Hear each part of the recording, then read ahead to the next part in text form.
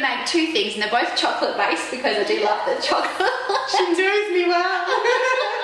So we're going to make two forms of fudge. So one of them is a just a sort of like a healthy fudge that you can keep in your freezer, which is great because then if you have people come over, or you just, you know, if you're having you know, another sort of day where you're just craving the sugar, at least if you've got a healthy treat in the freezer, you know, it makes things feel so much better sometimes. So much more in control. Yeah, exactly. And they don't taste like you're missing out, do they? Exactly. No, they taste amazing. And so that one you can store in the freezer for, you know, indefinitely pretty much.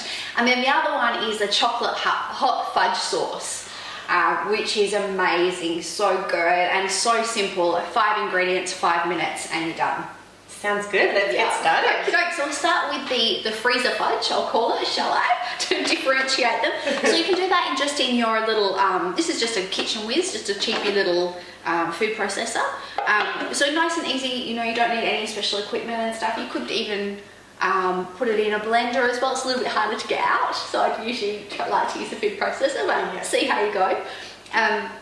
Okay, so into this one, so it's usually 2 small bananas. These ones are quite big, so I'll just use 1.5, but don't worry about remembering the measurements too much because I'm sure Ness will have the links below. Of course we'll have the links to these incredible recipes just underneath this video, and I know you're going to go straight out there and make them.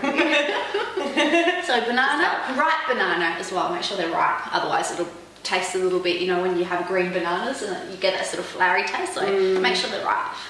Desiccated coconut, 1/2 cup of that. And just look in your health food stores for the organic pure ones because some of them have a lot of sweeteners added to them, so it's good to get the organic stuff. So we pop that in. Raw cacao powder, so you find that again in your health food stores, which is chocolate, raw chocolate, good stuff. 1/2 cup of that. Oops. And then we've got... I can't eat them now, can I? Not yet.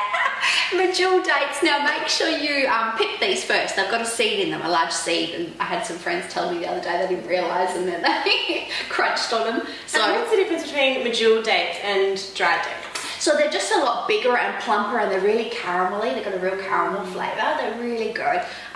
Also, you know, something to keep in mind with the medjool dates is I tend to, once I open the packet, keep them in the fridge because then, you know, it keeps it nice and fresh. But before you make things like this, you can either just leave them out of the fridge. These have been out overnight, covered, but out overnight so that they get nice and warm and soft.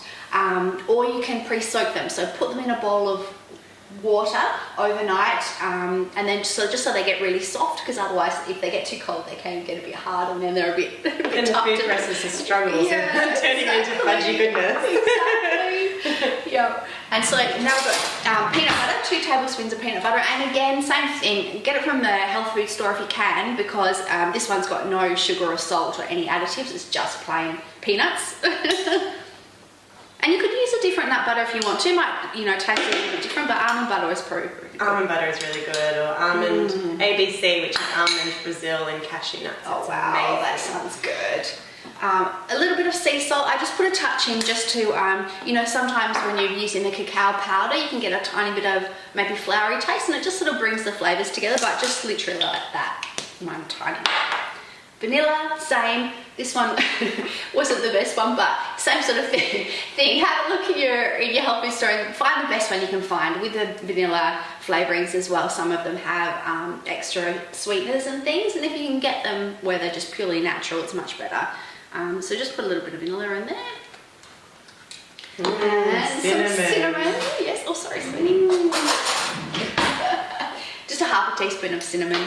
Well, depending on if you like it. If you like it, then go crazy. Yeah. So there's no sugar at all in there? Correct, yeah. Just other the than dates. the dates. Just the dates. So tell us about the difference between the sugar that's in things like dates and white sugar. Yeah. How does it affect our bodies? Yeah, so these sorts of things are so much better for us because they're low GI. When they're absorbed, they're taken into your, when you eat them, they release energy slowly, you know, your body breaks them down slowly, and it recognises what they are. They're real food. They're full of fibre and vitamins and minerals, and, you know, still you would go easy on them. You don't want to, you know, be eating them for breakfast, lunch and dinner. As with any sweetener, you've got to go, you've got to eat them in moderation.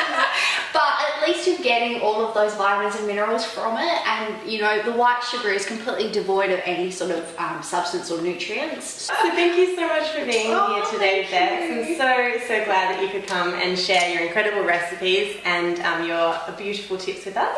And you can get all of Beck's contact details just underneath this video, including her beautiful blog, Vegan Sparkles, and obviously links to these incredible recipes so you can make them at home yourself, like right now. I'll see you guys soon. Bye.